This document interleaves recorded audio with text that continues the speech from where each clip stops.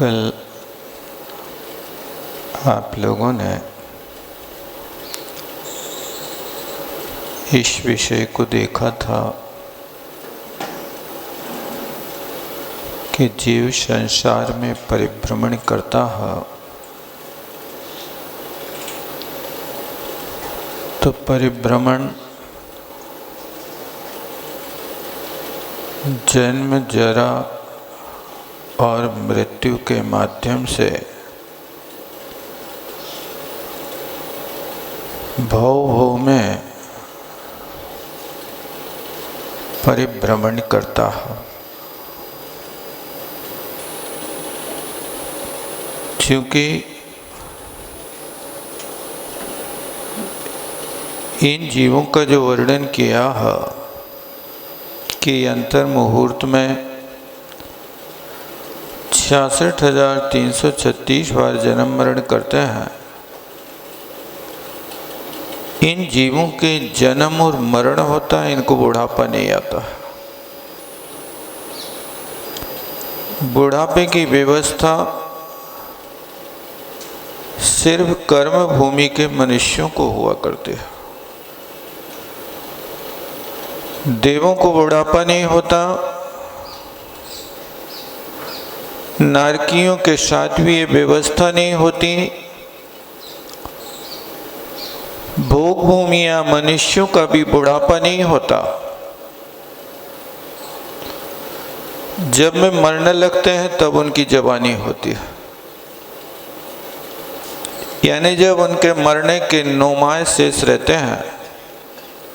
तो जैसे कर्म भूमि में यौवन अवस्था में संतानोत्पत्ति होती है, वार्धक्य अवस्था में संतानोत्पत्ति नहीं होती। लेकिन भोग भूमि की विशेषता है कि वहाँ पर जब उनके जीवन के 9 माह शेष रहेंगे तब उनके पास जन्म उत्पत्ति के लक्षण प्रकट होंगे और जन्म होगा संतान का तो यहाँ इनका जन्म, वहाँ उनका मरण। ये व्यवस्था भोग भूमि में होती है। भोग भूमि में भी मनुष्य और देव ही मनुष्य ही हुआ करते हैं, बस उनकी व्यवस्था थोड़ी भिन्न होती है। इस तरह से यहाँ पर इन जीवों की जो उम्र होती है वो अंतर मुहूर्त के जीवन वाले होते हैं, इससे ज़्यादा इनका जीवन नहीं होता। एक श्वास में 18 बार जन्म मरण करते हैं, लेकिन एक श्वास का 18वां भाग भी अंतर मुहूर्त है।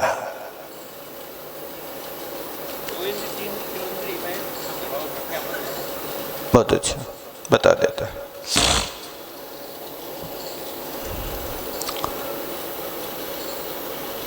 क्या बता रहे थे आपको?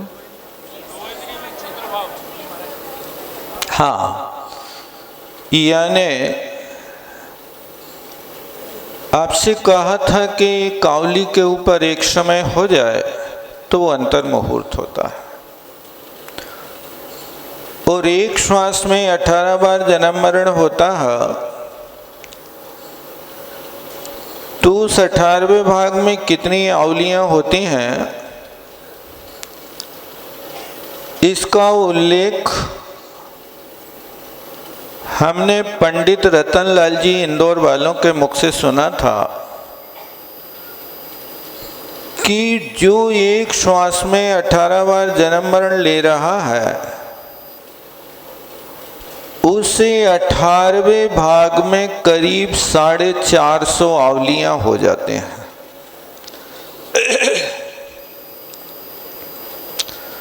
और वो 450 आवलियों में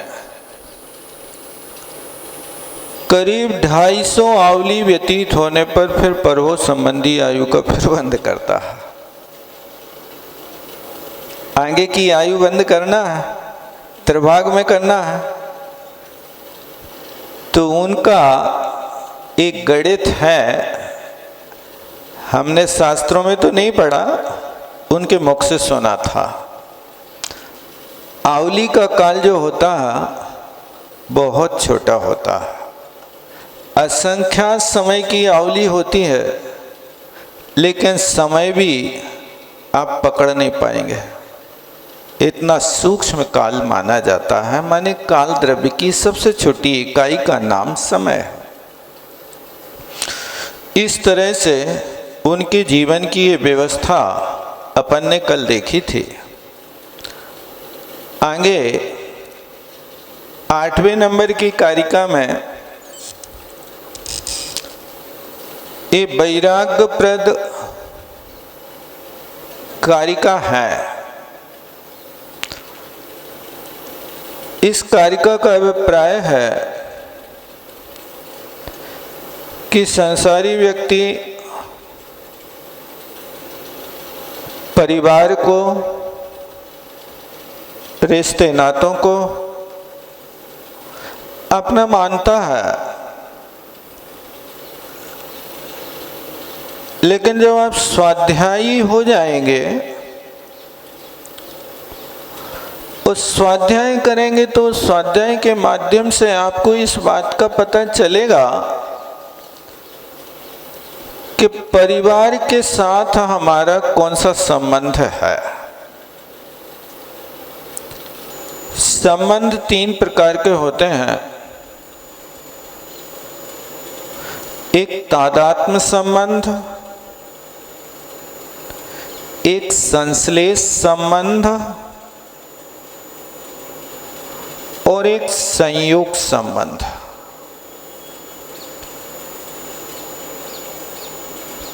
तादात्म्य संबंध वो कहलाता है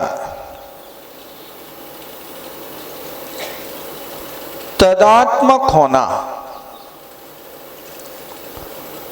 जैसा वस्तु का स्वरूप है उसी रूप होने का नाम तादात्म्य संबंध है, जिसका कभी संबंध छूटता नहीं। जैसे आत्मा के साथ ज्ञान, दर्शन आदि गुणों का जो संबंध है, उस संबंध का नाम तादात्म्य संबंध है। आत्मा से उस ज्ञान, दर्शन को कभी अलग नहीं किया जा सकता। उस संश्लेष संबंध वो कहलाता है कि जो बाहर से आकर के मिल जाए, लेकिन मिलने पर सहज में ना निकल पाए। जैसे दूध में पानी मिला दिया, दूध और पानी कैसे हो गए? एक में एक हो गए। अब आपको दूध और पानी का कोई भेद समझ में नहीं आ रहा, क्योंकि दूध में पानी मिलाते ही दूध उस पानी को अपने सारे गुण प्रदान कर देता है। सारे पानी में सफेदी आ जाती है। तो ये जो दूध और पानी का संबंध है, इस संबंध को बोलते संश्लेष संबंध। संश्लेष का अर्थ होता है सम श्लेष। श्लेष का अर्थ होता है आलिंगन। उस सम का अर्थ होता है अच्छी तरह से, यानी एक दूसरे में मिल जाएं, जिसको आप अलग ना कर सको, उसका नाम संश्लेष संबंध है। और ये संश्लेष संबंध ऐसे ही 2 द्रव्यों का हुआ करता है। इसी तरह आत्मा और कर्म, ये आत्मा और कर्म दोनों ऐसे ही संश्लेष संबंध वाले हैं। कर्म बाहर से आकर के आत्मा में मिल रहे हैं और वो कर्म आत्मा के साथ एक में एक संबंध रख रहे हैं। कर्म जड़ तो है, लेकिन जड़ होते हुए भी चेतन की संगति करने से अब उनके अंदर चेतनता नहीं आई, लेकिन संश्लेष संबंध होने के कारण वो आत्मा के लिए वैसा अनुभव कराने लगता है।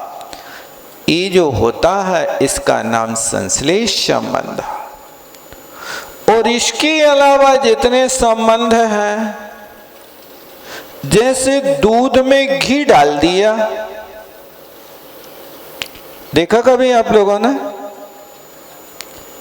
दूध में घी डालते हैं तो दूध में पानी की तरह घी मिल जाता है कि ऊपर ऊपर तैरता रहता है?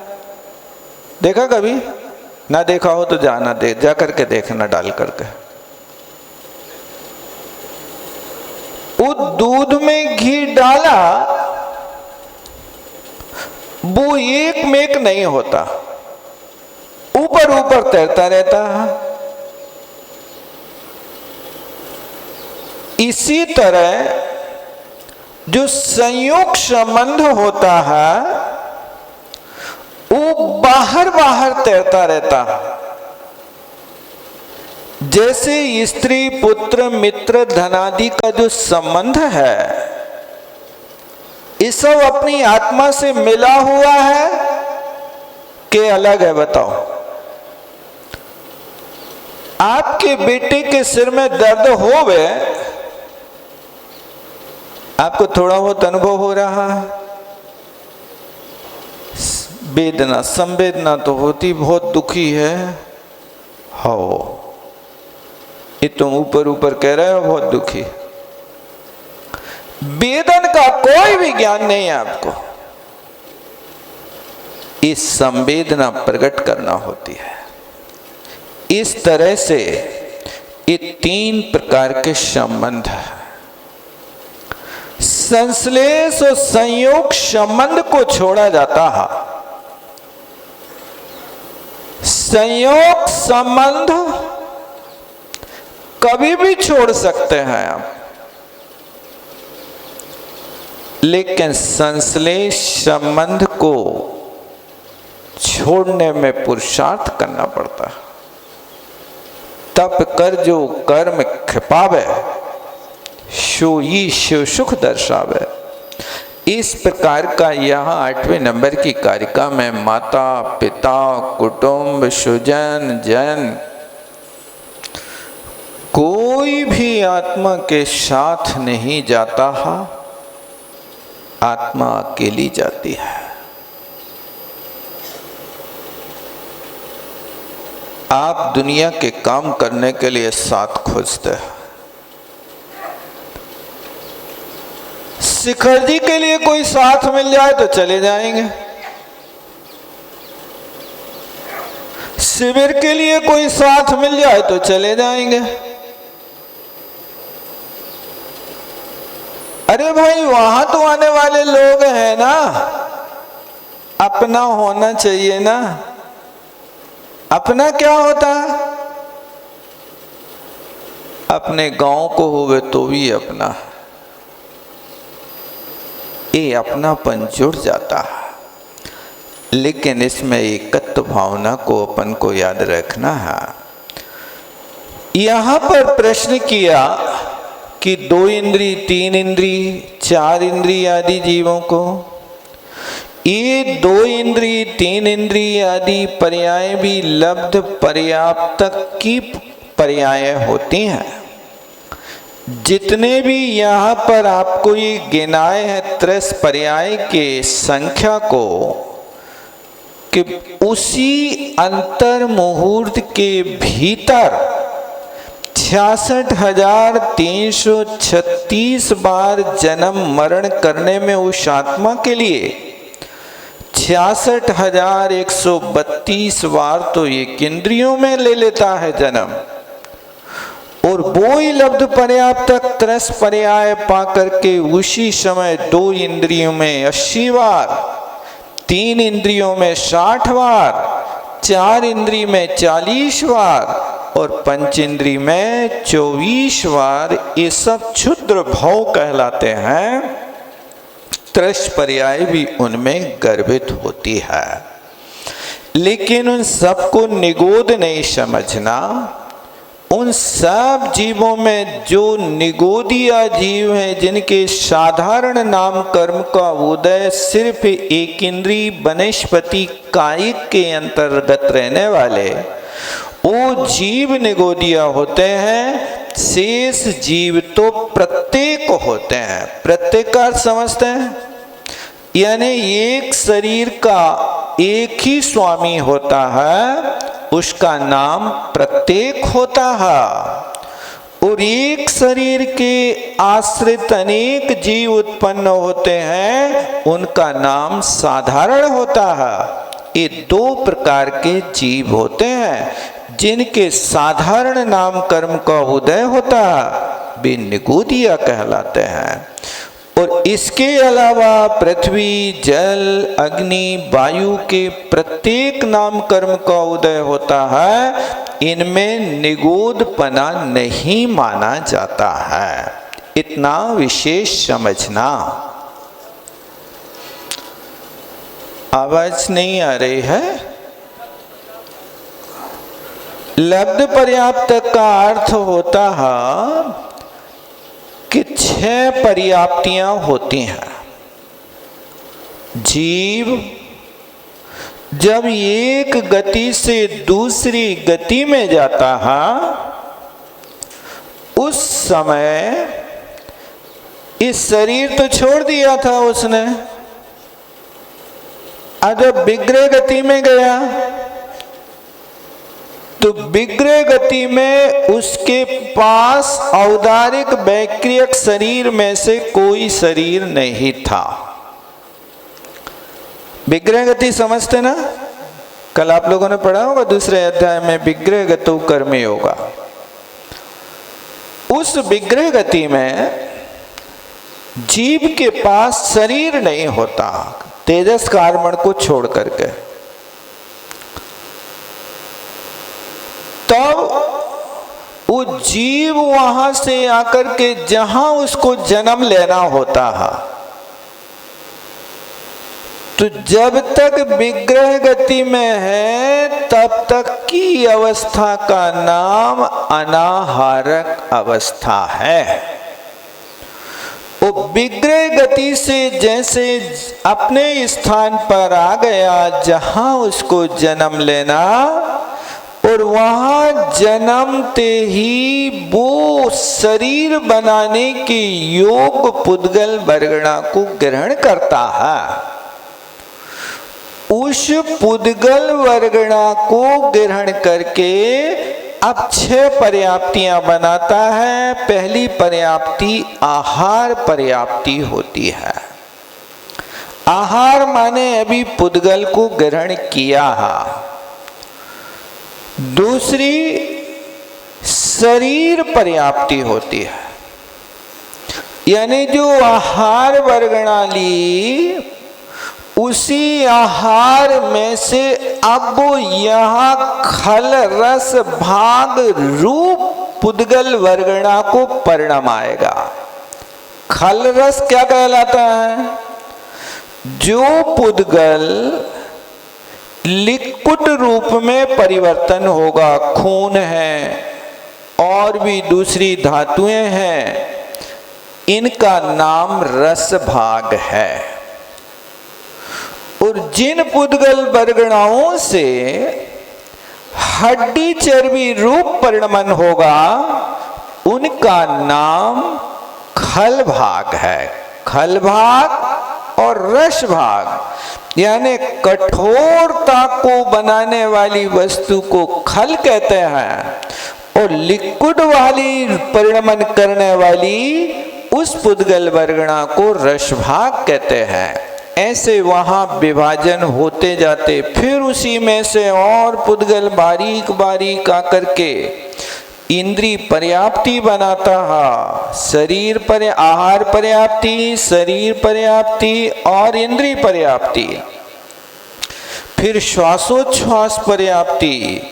श्वासोच्छ्वास माने जो श्वास वगैरह लेते हैं ना, इसको भी पर्याप्ति कहते हैं। फिर इसके बाद भाषा का परिणमन होता है और फिर अंत में मनः पर्याप्ति होता है। जैसे आप लोगों ने देखा हो, ये कठिन तो लग रहा होगा लेकिन दृष्टांत से समझ में आ जाएगा। आपने चक्की में से आटा पीस लिया, ठीक है ना। अब उस आटा को पीस करके रखा तो आपको 6 आइटम बनाना है। आटा वो ही है। पहला आइटम बाटी, दूसरा पूड़ी, तीसरा जलेबी, चौथा ठडूला। उसी के बन जाएंगे क्या नहीं बनेंगे?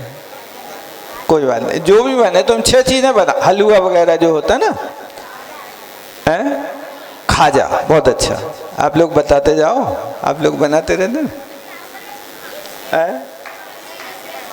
हाँ हाँ, जो भी है। तो कहने का मतलब कि आटा तो आपके पास एक है, लेकिन उस एक आटा में से आपको आज बाटी बनाना है तो क्या करेंगे? मोटा मोटा आटा निकालेंगे, पतला थोड़ी है। उस मोटे आटे से बाटी बनेगी। अब फिर यदि रोटी बनाना है तो अब थोड़ा पतला चाहिए।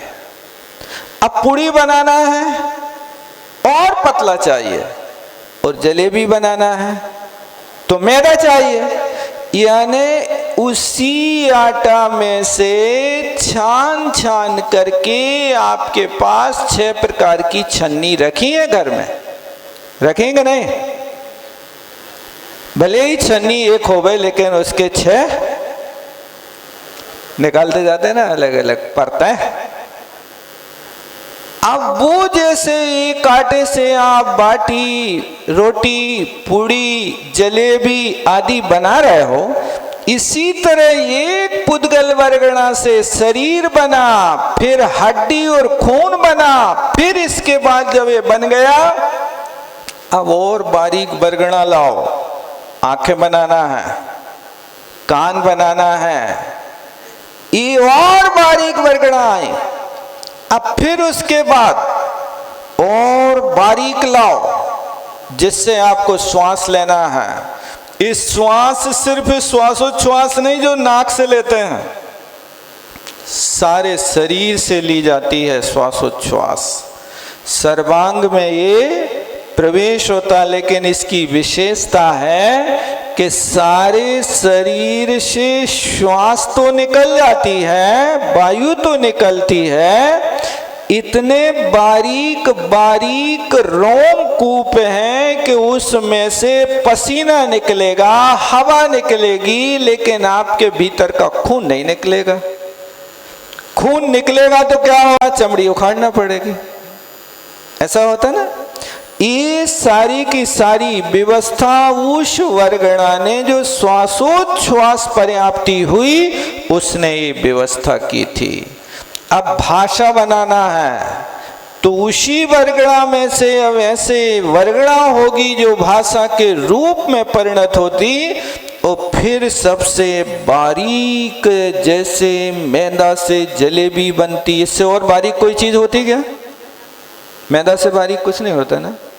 बस उस बारीक मैदा की तरह पुद्गल वर्गणा से मन का निर्माण होता है। इसलिए तो जल्दी सटक जाता है, यहाँ से कहीं भी जाकर के बैठ जाता। आप यहाँ बैठे हो लेकिन हो सकता मन साथ में लाए कि नहीं लाए? घर पे तो नहीं छोड़ आए? अभी यहाँ सुनने में लगा है, कहीं दुकान तो नहीं चला रहा? बहुत बेईमान है, उसको लगा के रखना, नहीं तो बहुत जल्दी भागता है वो। यहाँ पर कथा चलती रहे और वहाँ जाकर के वो कुछ और करता रहे। इस तरह से ये व्यवस्था इनकी होती है। प्रश्न है, निगोदीय जीव लब्ध पर्याप्तक में अंतर क्या है? निगोदीय जीव पर्याप्तक भी होते हैं, लब्ध पर्याप्तक भी होते हैं। लब्ध पर्याप्तक उन्हें कहते हैं जिन जीवों का जीवन भर में कभी पर्याप्ति पूर्ण नहीं होती, माने 6 पर्याप्तियां पूर्ण नहीं कर पाता। जैसे मान लीजिए मकान बनाया है आपने, तो मकान बनाते समय आपने मकान की जो नींव डाली, वो सारे के सारे मकान का कितने कमरा, कितना क्या व्यवस्था बनाना है, आपने एक साथ भर दिया। लेकिन अब इसके अलावा आपका आधा मकान बन पाया और फिर इसके बाद में वो मकान आपकी जिंदगी में नहीं बन पाया है? हाँ, ऐसे ही लगा लो, नगर पालिका ने स्टे लगा दिया, अब वो हट नहीं पाया। तो इस तरह का ये काम होता कि उस जीव ने ऐसा पाप कर्म किया कि उसका स्टे कभी नहीं हटता। वे 6 पर्याप्तियां एक साथ बना तो लेता है, माने उनकी रचना तो कर लेता है, नींव तो डाल देता है, लेकिन पूर्ण नहीं कर पाता। जो पूर्ण नहीं कर पाते उनका नाम लब्धि अपर्याप्तक है। संधि करके बनाया लब्ध अपर्याप्तक, लेकिन मूल शब्द क्या है? लब्धि अपर्याप्तक, जिनकी लब्धियां कभी पूर्ण नहीं होती हैं। स्त्री पर्याय छेदन में एक सम्यक्त के अलावा दूसरा उपाय क्या है?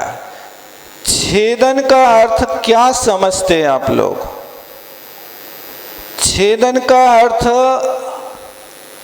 एक बंध विच्छुत्ति से होता है और एक शत्रु विच्छुत्ति से होता है। यदि आपको पूर्ण रूप से अपनी आत्मा से स्त्री वेद की बरगड़ाओं को, कर्म को हटाना है, तो ये 9वें गुण स्थान में चपक श्रेणी आरोहण करने वाले मुनि महाराजों की स्त्री वेद की छपड़ा होती है। और वो छपड़ा होने के बाद फिर स्त्री वेद का हमेशा हमेशा के लिए उन्मूलन हो जाता, छेद हो जाता है, और उस 9वें गुण स्थान के अगले भाग में वो अपगत वेदी हो जाता है। आगे जब तीनों वेदों का क्षय कर देता है, तो यह सत्ता से उस कर्म को बिल्कुल हटा देना एक छेद ये होता है। और दूसरा छेद का अर्थ होता है कि स्त्री वेद का बंध दूसरे गुण स्थान तक होता है। असली बात, अनंतानुबंधी कसाय रूप प्रत्यय से स्त्री वेद का बंध होता है। आपने यदि अनंतानुबंधी कसाय का अभाव कर दिया तो फिर आपके यहाँ स्त्री वेद का बंध नहीं होगा। कब तक नहीं होगा? जब तक आपके पास सम्यक दर्शन रहेगा। यदि सम्यक दर्शन छूट गया तो फिर से आपके पास स्त्री वेद का बंध हो सकता है। इस तरह से ये दोनों चीजें समझ लेना। सम्यक दृष्टि बनने के बाद स्त्री पर्याय में उत्पन्न नहीं होगा, लेकिन सम्यक दृष्टि भाव वेद से स्त्री वेदी हो सकता है। वेद कर्म 2 कर्मों से निर्माण होता है, एक मोहिनी कर्म से और एक नाम कर्म के उदय से। जो बाहरी चिन्ह अपन को दृष्टिगोचर होता है, ये बाहरी चिन्ह नाम कर्म के उदय, शरीर अंगोपांग नाम कर्म के उदय से है। और जो अंतरंग में वेद भाव है, जिसको मैथुन संज्ञा कहते हैं, इच्छा कहते हैं, वो मोहिनी कर्म की चारित्र मोहिनी के 9 कसाय में वेद कर्म के उदय से उत्पन्न हुआ करता है।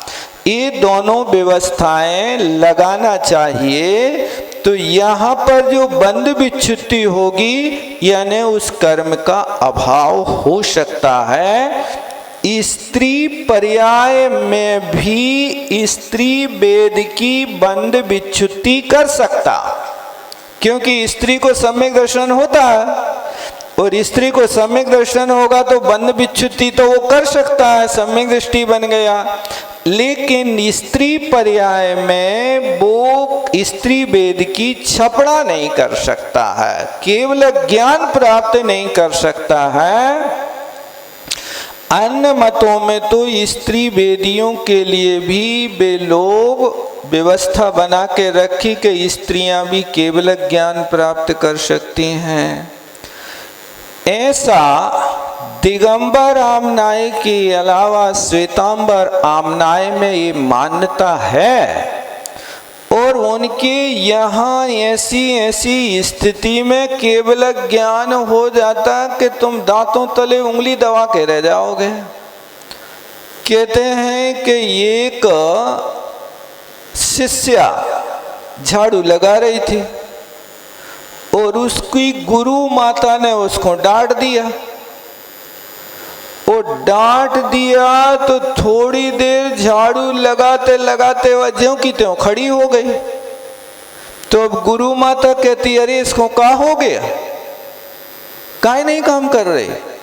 गुरु माता ने हिलाया डुलाया और कहती अरे इसको तो केवल ज्ञान हो गया। इतना सस्ता केवल ज्ञान उस सामनाय में मिलता है कि तुम झाड़ू लगाते लगाते भी अब पता नहीं चलो कोई देवता नहीं आए, उनकी गुरु माता ने हिलाओ डुलाओ तब पता चलो। अब उनको कैसे पता चलो ये विचारणी है।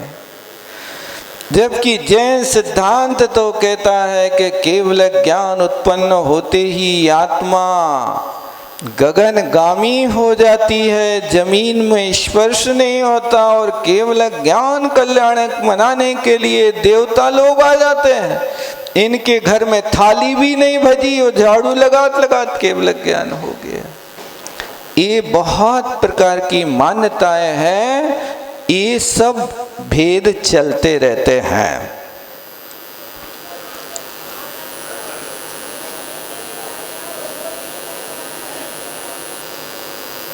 लिंग का अर्थ यहाँ पर साधन है, परिचय होता जो आंगोपांग नाम कर्म के उदय से निर्णय किया जा रहा है एक लिंग है। और वहाँ पर मोहिनी कर्म के साथ में वेदनीय जोड़ा जाता। देखो आप सूत्र पढ़ो ना, चारित्र मोहिनी वेदनी याख्या, ऐसा 8वें अध्याय में आया ना सूत्र।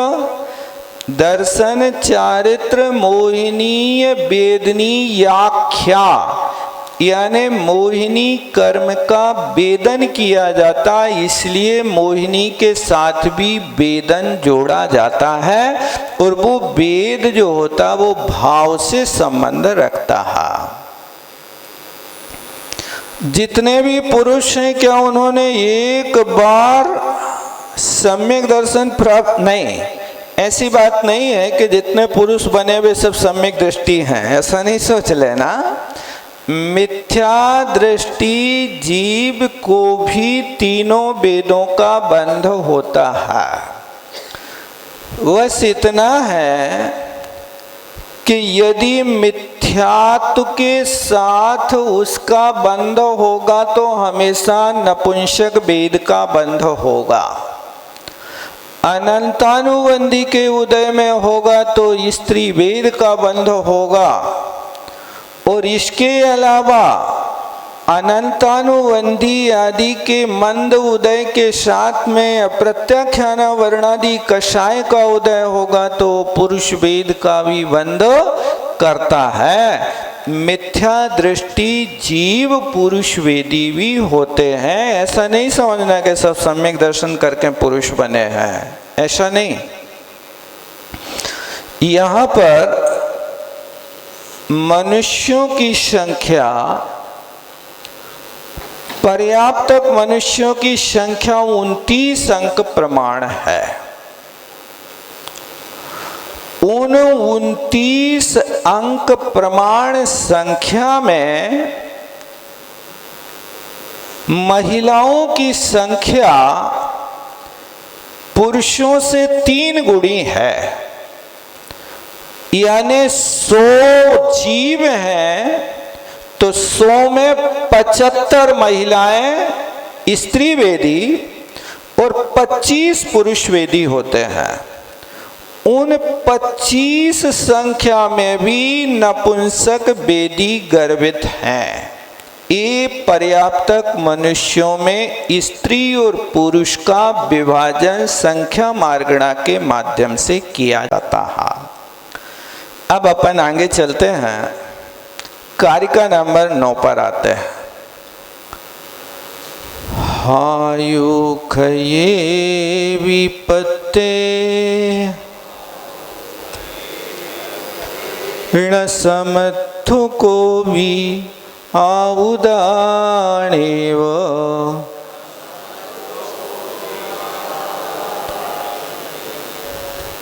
देवे दौड़ नरेंदो। अनुस्वार रखा, देवेंदो बोलना है ना, देवेंदो नरेंदो मणिमूष मंत जालाई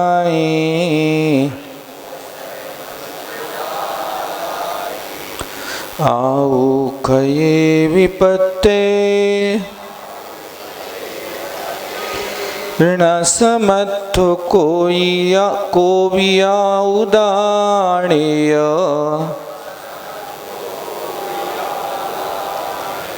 देवेंदो नरेंदो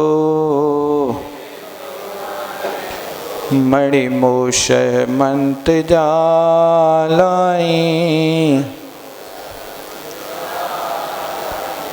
आप लोग पढ़ेंगे एक बार।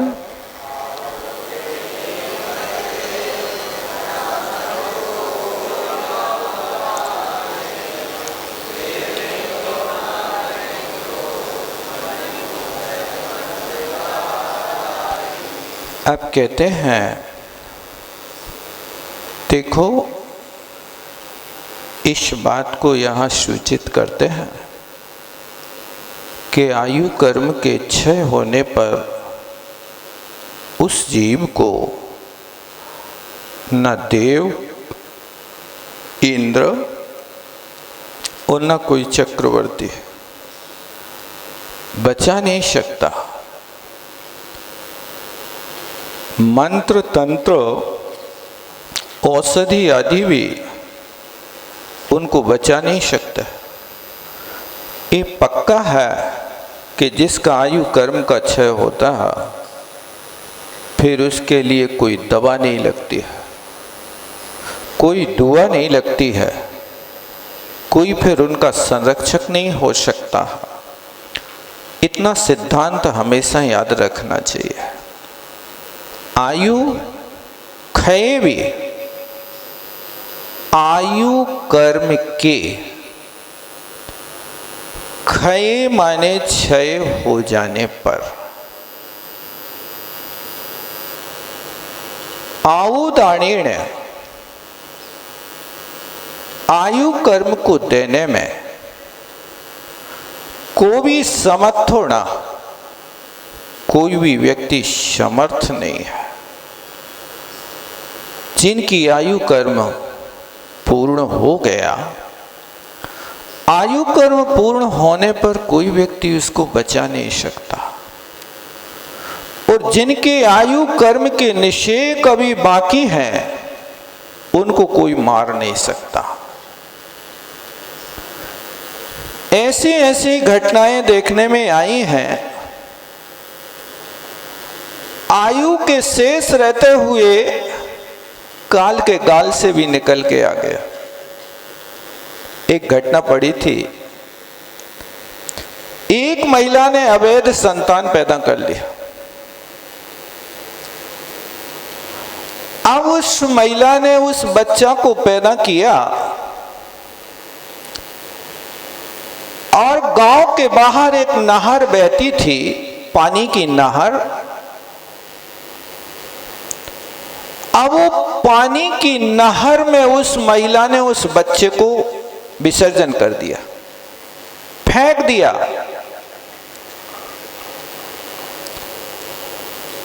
कौन रक्षक है? उस बच्चे का किसने जात कर्म किया होगा? जन्म के बाद उसके शरीर में जरायु होती है, जेर लगी होती है। और जो लोग ऐसे पाप करते हैं उन लोगों को दूसरों के प्रति कोई सोच नहीं होता। उस महिला ने कोई जात कर्म नहीं किया होगा। अब उस महिला ने नहर में बहा दिया और उस नहर में एक बहुत बड़ा सांप था। उस सांप ने देखा उस बच्चे को और वो सांप उस बच्चे के शरीर में लिपट गया, बच्चे को डूबने नहीं दिया।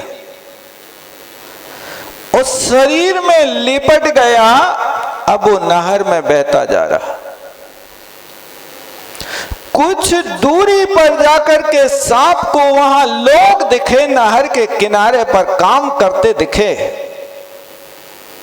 पानी भरते दिखे। सांप ने वहां जाकर के उन लोगों के पास में उस बच्चे को छोड़ दिया और अपना उससे संबंध विच्छेद कर लिया। आप विचार करो, आयु कर्म यदि तुम्हारा शेष है तो दुनिया की कोई हस्ती तुम्हें मार नहीं सकती है। वो मां ने भले ही मारने की कोशिश की हो, लेकिन सांप ने उसकी रक्षा करी है। एक कर्म की विचित्रता देखो। और वहां के लोगों ने ले जाकर के फिर उसको उठा करके पालन किया, सौंप दिया सांप ने। और एक घटना सुनी थी हमने तारंगा जी में, करीब करीब 2010 या 11 में। तारंगा में स्वाध्याय होता था तो सभागार के बाहर उसका बागवान था जो वहां काम करते करते प्रवचन सुनता था। और वो बागवान महेसाणा का था, गुजरात का। प्रवचन होने के बाद वो जब घर जाता था तो मिल करके जाता था, चरण छू करके जाता था। आज प्रवचन इसी विषय को आयु खयेण न पत्तो, कार्तिकेय अनुप्रेक्षा का विषय चल रहा था। ये आयु कर्म के क्षय के विषय में प्रवचन के बाद वो बागवान हमारे पास आया, बोले भैया जी आपने जो कहा है बिल्कुल सत्य कहा है, हमने अनुभव किया। क्या अनुभव किया है? बोले आज से 35 साल पहले हमारे महेसाणा में एक घटना घटी थी। क्या घटना घटी थी? बोले एक व्यक्ति के पास ऊंट था। वो ऊंट को चराने के लिए जंगल में जाता था, लेकिन एक उपद्रवी ऊंट था। उसके गले में रस्सी बांध के रखता था।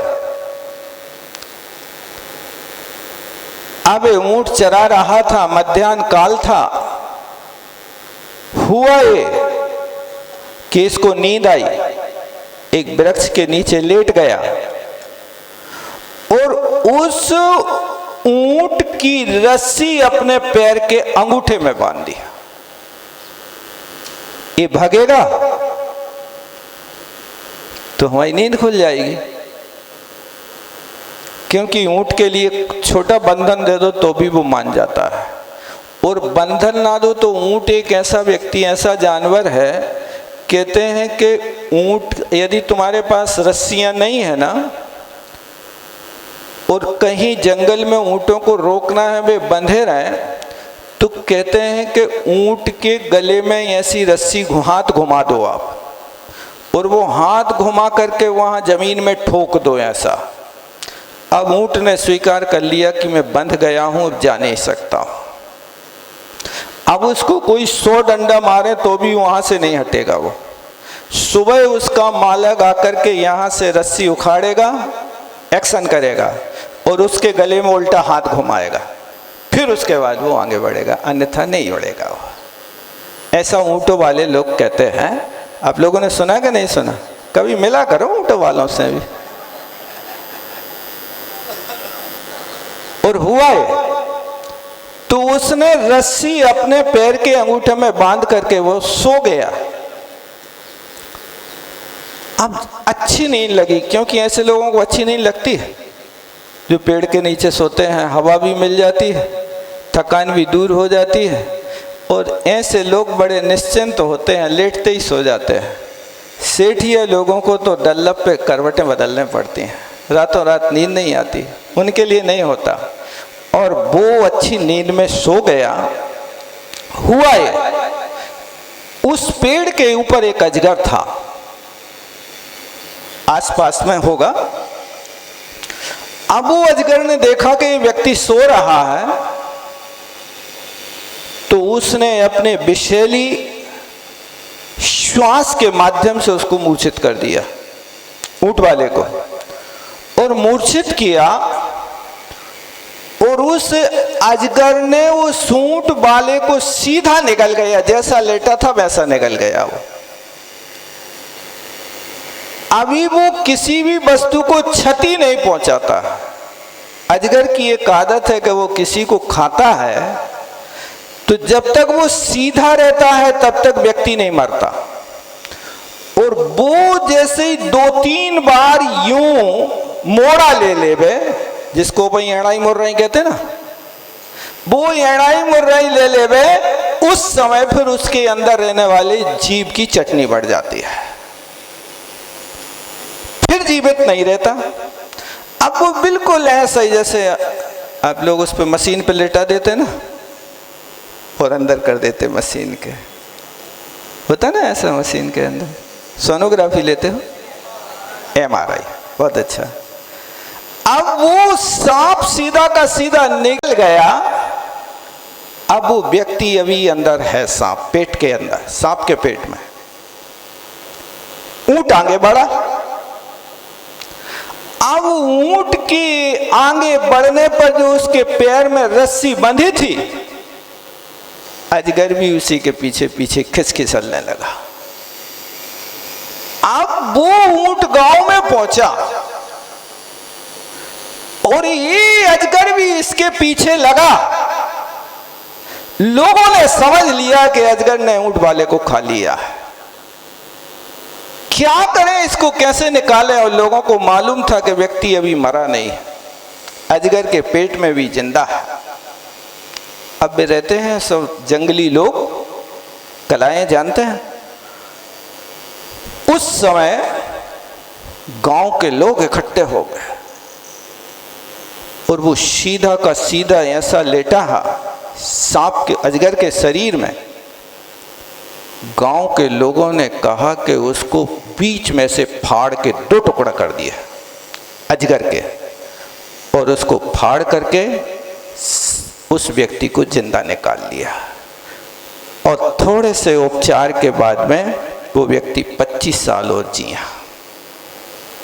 देखो, ये होता है कि काल के गाल से लोग जीवित आ जाते हैं जब उनकी आयु कर्म शेष होता है। और जब आयु कर्म शेष नहीं होता है तो जरासंध के चक्र से नहीं मरा और एक तीर के लगत बिनस गई काया। सुना कि नहीं सुना? ये तो है, लोक प्रसिद्ध है। एक तीर लगते ही शरीर विनाश को प्राप्त हो गया। जहां दिव्य रत्न जो चक्र था उससे नहीं मरा और एक भील के बाण से मर गया। ये आयु कर्म का क्षय होता है। इसलिए इस बात को ध्यान रखना कि अपने आयु कर्म के विषय में विचार करना। लोग आयु कर्म को बढ़ाने के लिए अंत में मरते समय जायदाद बिकवा जाते हैं, दान न दें। लेकिन जायदाद बिकवा दें। और का कर हैं, हमें तो जीने हैं, इतने जी पाए हैं तो बम्बई जाए, बम्बई में न हो पाए हैं तो अमेरिका चले जाए, जीवन है। अरे आयु कर्म यदि तुम्हारा शेष है तो थोड़ा धैर्य रखो, अपने आप में कोई तुम्हारे लिए डॉक्टर आएगा और वो घर ही में उपचार कर दे।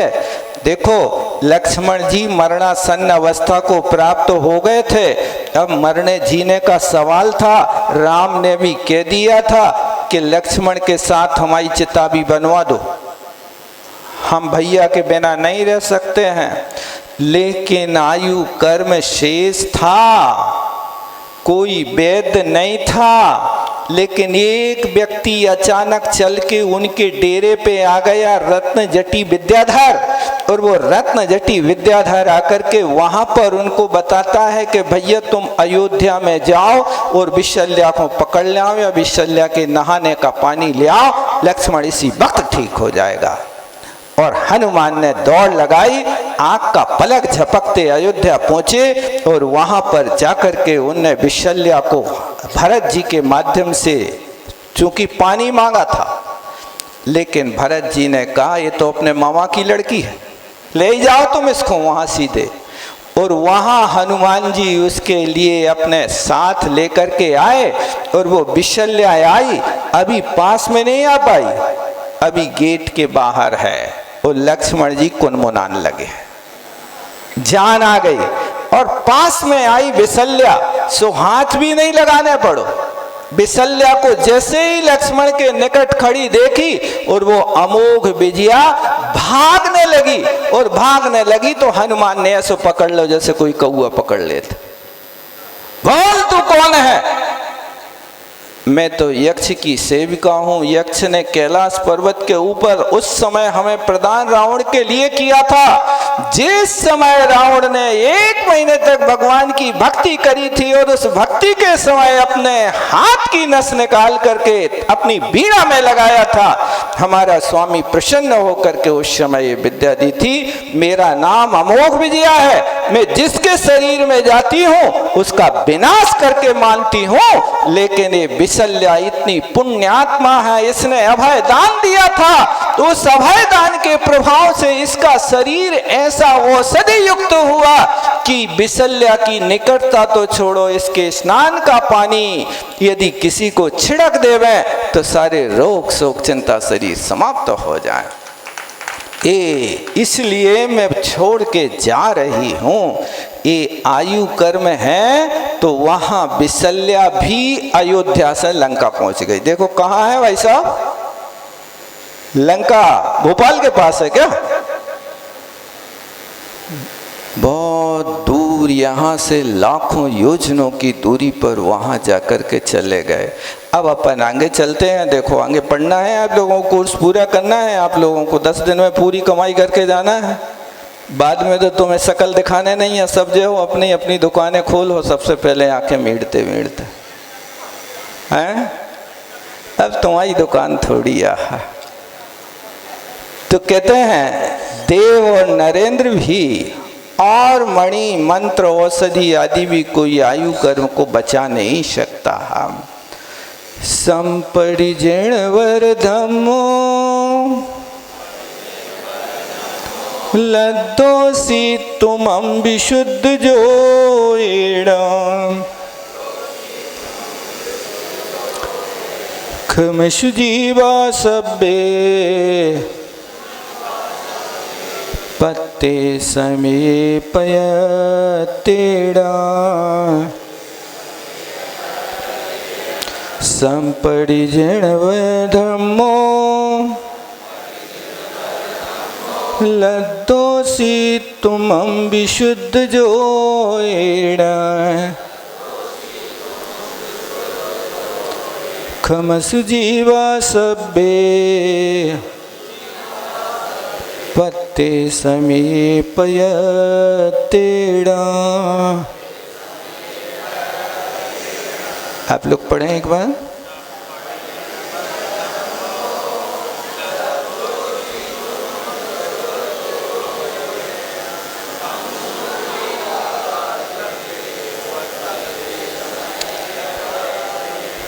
अब कहते संपड़ी, संपड़ी माने वर्तमान में, इस समय जिणवर धम्मो, जिनेन्द्र भगवान के द्वारा कहा हुआ धर्म, तुमम विशुद्ध जोयेण लद्धोषी, तुम माने तुमने, विशुद्ध जोयेण विशुद्ध योग के माध्यम से ये जिन धर्म को लद्धोषी माने प्राप्त किया है, किया है, हो तो कहो, हो प्राप्त किया। क्या समझे इस कारिका का भाव? यानी इस समय तुमने जिनेन्द्र भगवान के द्वारा कहा हुआ धर्म विशुद्ध योगेण, विशुद्ध योग मतलब उत्तम कुल, निरोगी काया, इंद्रियों की पूर्णता, आर्य खंड, जैनों का समागम, देव शास्त्र गुरु की सन्निधि, ये सब चीजें मिल जाने का अर्थ विशुद्ध योग है। अब इतनी चीजों को पाकर के यदि तुमने हाथ में आई हुई चिड़िया को उड़ा दिया, उस व्यक्ति के समान और कोई अभागा नहीं होगा। इसलिए ये विशुद्ध योग तुम्हारे लिए मिला है, तो क्या करो? सबे जीवा खमशु, सब जीवों के प्रति क्षमा भाव रख लो, और प्रियत निर्णय समीर्ण पत्ते, जो तुमने समय पाया वो प्रत्येक समय माने एक एक समय प्रयत्न पूर्वक व्यतीत करो, यत्नाचार पूर्वक, संयम पूर्वक व्यतीत करो। असंयम में एक घड़ी भी ना जावे, ऐसा प्रत्येक जीव के लिए हमेशा विचार करना चाहिए। ये देखो कितनी अच्छी बात है। यहाँ पर आप लोग तो क्षमावाणी साल में एक ही बार मनाते हो, एक ही बार मनाते कि 2 बार? एक ही बार मनाते हो। यहाँ क्या लिख रहे देखो, प्रत्येक समय सब जीवों से भैया क्षमा करना, क्षमा क्षमा सब ही सो कह के मन की शल हनेई, क्षमा क्षमा सबसे कह करके मन की शल निकाल दो। और काम ऐसा करो वाचनिक मानसिक कि जिसके माध्यम से क्षमा मांगने का अवसर ही न आए, आपसे कोई नाराजगी ना होवे, आपकी वाणी से लोग इतने प्रसन्न होवे कि धन्य है मुख चंद्र ते अमृत झरे। तुम्हारे मुख रूपी चंद्रमा से तो अमृत झर रहा है। क्या अमृत झर रहा के जहर? देख लो क्या बोलते हो। कई लोग गुस्सा के बेग में आकर के अपनी पत्नी से भी कियतराड़, अरे भैया तुम जिंदा हो, तुम्हारी पत्नी राड़ कैसे हो? तुम्हें शर्म नहीं लगी बोलने में? ऐसे भोले लोग होते हैं। एक व्यक्ति की पत्नी ससुराल गई भाई साहब, अब उसके घर में पत्रे आ गया, तुम जैसे खड़े हो वैसे ही आ जाओ, तुम्हारी पत्नी विधवा हो गई। अब रोने लगो भाई साहब, खूब हिलक हिलक के रोए। का होगा? हमारी पत्नी विधवा हो गई, अब कैसे जी है? अरे बाबले, अभी यही विवेक नहीं कि तेरे जीते हुए तेरी पत्नी विधवा हो जाए? कैसा संभव? ये विवेकहीनता। इसी तरह शब्द उच्चारण करते हो तो बे शब्द आप सोचो तो आप कभी कभी अपने बच्चे से गधा के बच्चे, जब गधा का बच्चा है तो बाप क्या होगा? मनुष्य होगा कि गधा होगा? बताओ। बोलने के पहले सोचो तो तकिया कलाम नहीं, दुनिया कहती आ रही सो हम भी यही शब्द प्रयोग करने लगे, लेकिन सोचा नहीं कभी कि आखिर ये गाली कौन कौन देखी जा रही है। वो बच्चा कहता है कि हम गधा के बच्चे हैं तो हम तो मनुष्य हैं और बाप भी मनुष्य है, गधा कहाँ गया? अब बताओ गधा कहाँ गया? इसलिए किसी भी शब्द को बोल दें और आपको लगे कि उचित स्थान पर हमने ये शब्द नहीं बोला, भैया क्षमा कर देना, उद्वेग में ये चूक हो गई, अब ऐसी गलती हमसे नहीं होगी। ऐसी देखो ये करने के लिए लिखा है, ये कल्याण करना है तो जैसा कहा है वैसा करना प्रारंभ कर दो, कल्याण पक्का होगा, बस समझना है। इसलिए देखो कितनी अच्छी बात लिखी कि वर्तमान काल में तुमने ये जिन धर्म पाया है, विशुद्ध योग मिला, देव शास्त्र गुरु का समागम मिला, इसके बाद भी तुम्हारे सामने से गंगा बह रही होवे और तुम गंगा के किनारे खड़े रहो और सोचो अब कौन उतारे कपड़ा, चलो गंगा को देख लो, यही में तरफ तो हो गए। और वो गंगा तक जा करके और बिना नहाए लौट के आ गए, बुद्धू राम लौट के आओ। बस यही दशा है कि जिन धर्म की गंगा के किनारे तक आ गए और यहाँ आने के बाद फिर जाके कहाँ पहुंचे? तह तह चैथा वर्तन धरे, यों परिवर्तन पूरे करे। फिर जाकर के एक इंद्रियों से निकले थे, वहीं जाके फिर स्थायी स्थान बना लिया। अब आगे कहते हैं तिर्निशयाते सट्टी मिच्छता दंसनस पड़ी बखा अण्णाणे सलैया मिच्छा में दुक्कड़म हुज्जयो तिर्निशयाते सट्टी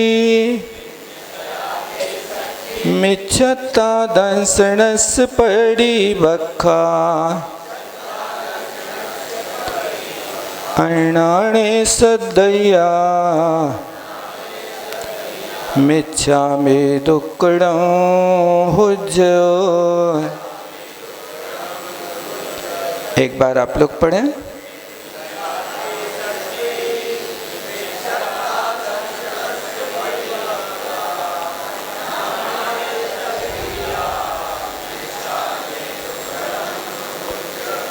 अब कहते हैं मिच्छता दंशण से तिर्निशयाते षट्ठी परिवक्खा। प्रतिपक्षी का अर्थ होता विरोधी। सम्यक दर्शन का विरोधी जो मिथ्यात्व है, उस मिथ्यात्व के कारण तिर्निशयाते षट्ठी, तेषट्ठी माने होता 63 और तिर्निशया माने 300, यानी 363 अज्ञान मतों का श्रद्धान किया, वो श्रद्धान मेरा मिथ्या हो।